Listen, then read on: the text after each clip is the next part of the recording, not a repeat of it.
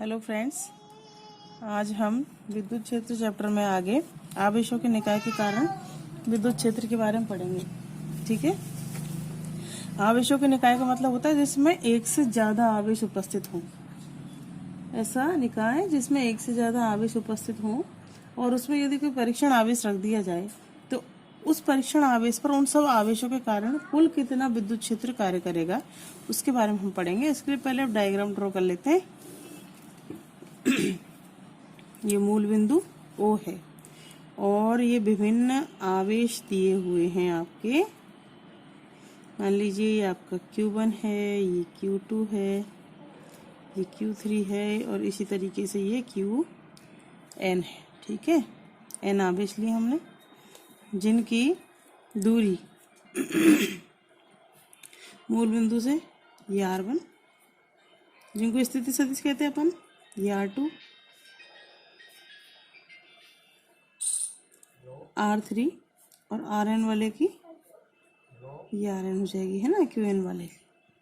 अब यहाँ पर हमने एक परीक्षण आवेश ले लिया बिंदु P पर Q0। तो Q0 की Q1 से दूरी ये है, इसको हम लिखेंगे और नोट 1। 2 से P की दूरी मतलब कि Q0 की दूरी Q2 से, इसको लिखेंगे R0 2। 3 से लिखेंगे दूरी R0 3, क्योंकि देखो ये परीक्षण आवेश नोट है और ये 3 है तो इसको अपन R0 3 लिख दिया इसकी स्थिति सदिश को। इसी प्रकार Qn से जो करेंगे वो हो जाएगा R0 n। ठीक है, ये Q1 और Q0 के स्थिति सदिश है, ये Q2 के कारण स्थिति सदिश है। ये इस तरह से अपने ले लिया सारा। अब विद्युत क्षेत्र Q1 इस पे विद्युत क्षेत्र लगाएगा, E1 वेक्टर ले लिया, Q2 के कारण E2 वेक्टर, Q3 के कारण E3 वेक्टर और ये इसको लेंगे अपन En वेक्टर। इसको लिखेंगे माना किसी निकाय में Q1 Q2 Q3 से लेकर कितने आवेश हैं, Qn आवेश उपस्थित हैं,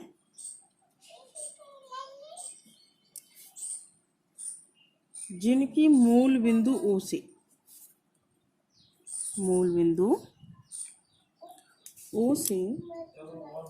दूरी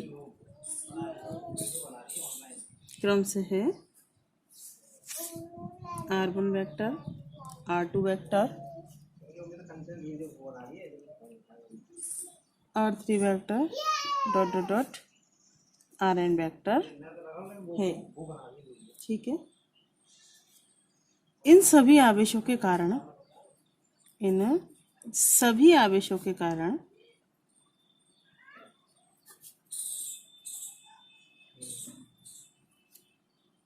दिए गए बिंदु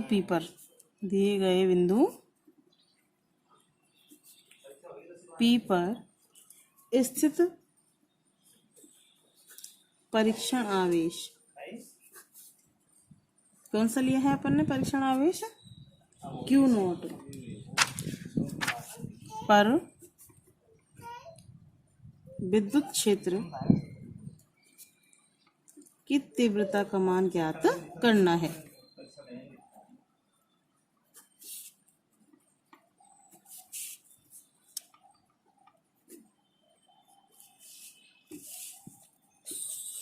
तो तीव्रता का मान याद करने के लिए हम क्या करेंगे, इस चीज को लिख लेते हैं। परीक्षण आवेश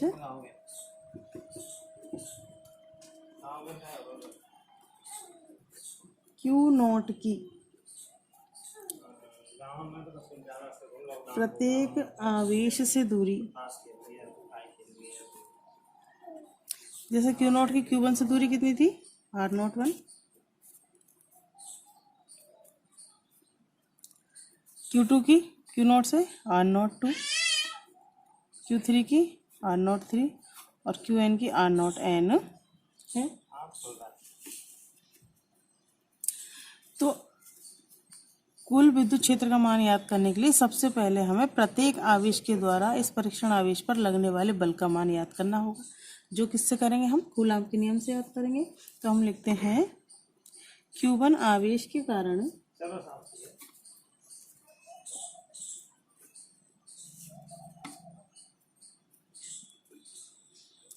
बिंदु P पर स्थित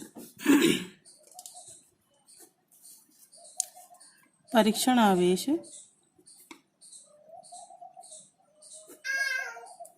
Q0 पर लगने वाला बल कितना है, बल का मान, इसको F, Q1 के कारण Q0 पर लगने वाले बल को अपन F1 से बता देंगे, ठीक है। तो F1 वेक्टर कूलाम के नियम से क्या होता है कि Q1 Q2, तो यहाँ पे Q1 का मान तो अपने पास Q1 है ही, Q2 की जगह अपन क्या ले लेंगे, परीक्षण तो दूसरा आवेश है Q0, और इनके बीच की दूरी Q1 और Q0 के बीच की दूरी हमने क्या ले रखी है, R01, तो ये हो जाएगा R01 का स्क्वायर और R01 कैप, ठीक है, ये बल आ गया। अतः है Q1 आवेश के कारण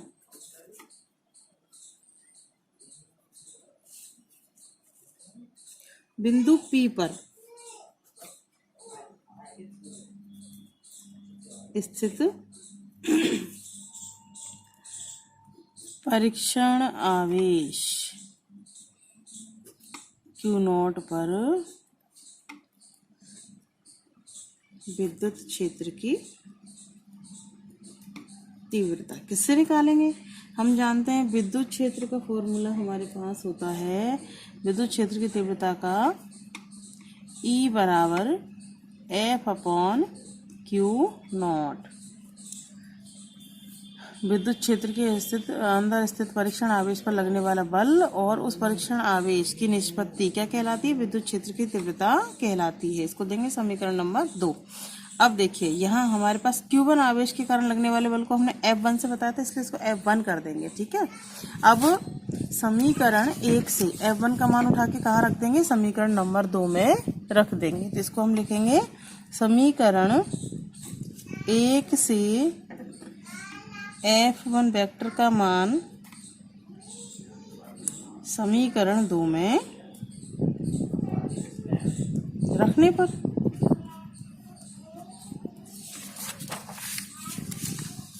रखेंगे तो देखिए ये इसको जो अपना विद्युत क्षेत्र है इसको E1 वेक्टर लिख लेंगे, ठीक है। तो E1 वेक्टर बराबर बल का मान कितना था, K Q1 Q0 R01 square R01 cap, ये तो बल का मान हो गया पूरा। इसमें काय का भाग दे देंगे अपन, परीक्षण आवेश Q0 का भाग दे देंगे।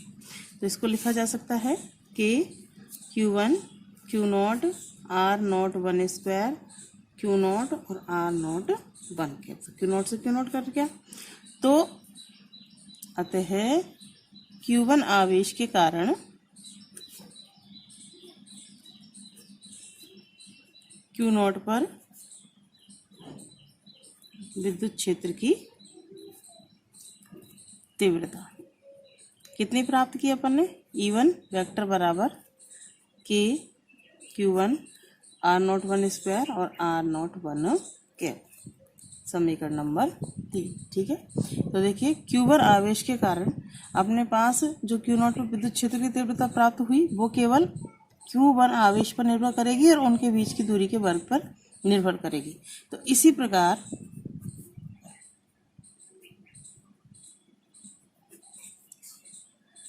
Q2 आवेश के कारण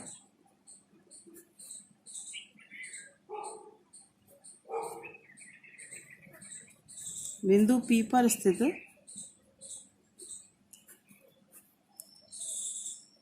परीक्षण आवेश Q0 पर लगने वाली विद्युत क्षेत्र। विद्युत क्षेत्र की तीव्रता को विद्युत क्षेत्र भी लिखते हैं हम, है ना। तो इसको लिखेंगे Q2 के कारण विद्युत क्षेत्र की तीव्रता को E2 से बताएंगे। तो E2 वेक्टर बराबर इसको लिख सकते हैं अपन K। अब देखो परीक्षण आवेश वहाँ Q1 था, यहाँ कितना आ जाएगा Q2, और बीच की दूरी Q2 से Q0 की कितनी थी R0 2 स्क्वायर और R0 2 कैप। इसको समीकरण 4 दे देंगे। इसी प्रकार Q3 आवेश के कारण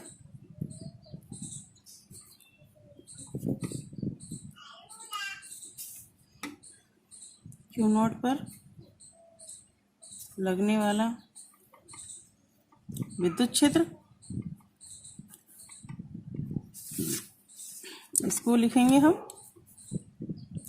लगने वाला विद्युत क्षेत्र। इसको विद्युत क्षेत्र को E3 वेक्टर से बताएंगे, ठीक है। तो के अब आवेश आ जाएगा Q3, और Q3 और Q0 के बीच की दूरी अपनी R0 3 का स्क्वायर और ये R0 3 कैप। समीकरण नंबर हो गया 5।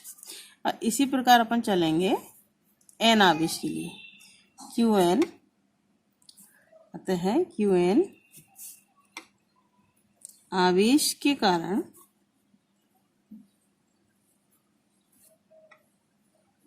Q0 पर लगने वाला विद्युत क्षेत्र की तीव्रता का मान। अब देखो Q0 के Qn के कारण इसको लिख देंगे अपन विद्युत क्षेत्र तीव्रता को En, है ना। En बराबर के आवेश का मान आ जाएगा यहाँ Qn और दूरी R0 n का स्क्वायर और R0 n के। ये हो गया समीकरण नंबर 6। अब प्रत्येक आवेश के मतलब अलग अलग आवेश के कारण परीक्षण आवेश पर लगने वाले विद्युत क्षेत्र का मान हमने याद कर लिया। अब सभी आवेशों के कारण सभी आवेश मतलब कि Q1 Q2 Q3 के कारण इस परीक्षण आवेश Q0 पर लगने वाला कुल विद्युत क्षेत्र का मान क्या होगा। अतः है आवेशों के निकाय, और निकाय में कौन कौन से आवेश स्थित है Q1 Q2 Q3 से लेकर Qn के कारण परीक्षण आवेश Q0 पर लगने वाला कुल विद्युत क्षेत्र का मान किससे याद करेंगे, अध्यारोपण के सिद्धांत से याद करते हैं। अध्यारोपण के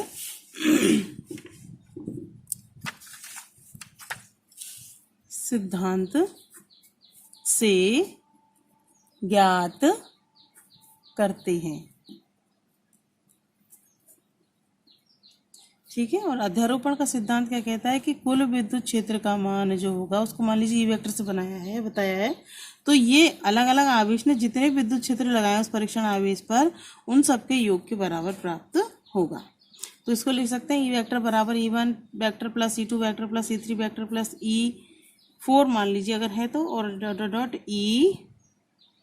En वेक्टर। इसको दे देंगे हम समीकरण नंबर 7, ठीक है। अब समीकरण कहाँ से 3 4 5 व 6 से मान समीकरण 7 में रखने पर तो रखेंगे। चलो तो ई वेक्टर बराबर E1 का मान अपने पास कितना आया था के Q1 और R0 1 स्क्वायर और R0 1 कैप। इसी प्रकार E2 का रख लेंगे के Q2 R0 2 स्क्वायर और R0 2 कैप। Q3 का लिखिए E3 का के Q3 R0 3 स्क्वायर और R0 3 cap plus dot dot dot करके En का लिखेंगे कितना आ जाएगा के Qn R0 n स्क्वायर और R0 n कैप, ठीक है। लिख लिया हमने, सारे मान लिख लिए, E1 E2 E3। तो ये कुल विद्युत क्षेत्र का मान है परीक्षण आवेश पर आवेशों के निकाय के कारण लगने वाले उनका। अब देखिए यहाँ से क्या कॉमन लिया जा सकता है, हमको नजर आ रहा है केवल K एक ऐसी वैल्यू है जिसको आप यहाँ से बाहर निकाल सकते हैं, तो बाहर निकाल लेंगे इसको। तो ये आया Q1 R01 square R01 cap, Q2 R0 square और R02 स्क्वायर और R02 cap, Q3 R03 square और R03 cap, plus dot dot dot कहाँ तक लिखेंगे, QN तक दिया जाएगा, QN R0 N स्क्वायर और R0 N कैप। अब देखिए K का मान, K का मान हम जानते हैं, चूंकि K बराबर कितना होता है 1/4πε0। तो K की जगह ये मान भी हम रख सकते हैं, तो यहाँ पे रख ले 1/4πε0। और Q1 R01 square R01 cap, Q2 R02 square और R02 cap, Q3 R03 square R03 cap, plus QN R0 N square R0 N cap. इसको हम लिमिट्स में लिख सकते हैं, एक जाई ई वेक्टर बराबर 1/4πε0 सिग्मा, मतलब कि जो भी प्रत्येक पद आएगा वो जुड़ के आएगा, है ना। इसमें लिमिट्स लगा दी, i बराबर 1 से लेके i बराबर n तक, और इसको हमने शॉर्ट फॉर्म में लिख दिया i QI और R0 I स्क्वायर और R0 I कैप। तो ये आवेशों के निकाय के कारण परीक्षण आवेश पर लगने वाले कुल विद्युत क्षेत्र का मान है। ठीक है, इस टॉपिक में इतना ही है।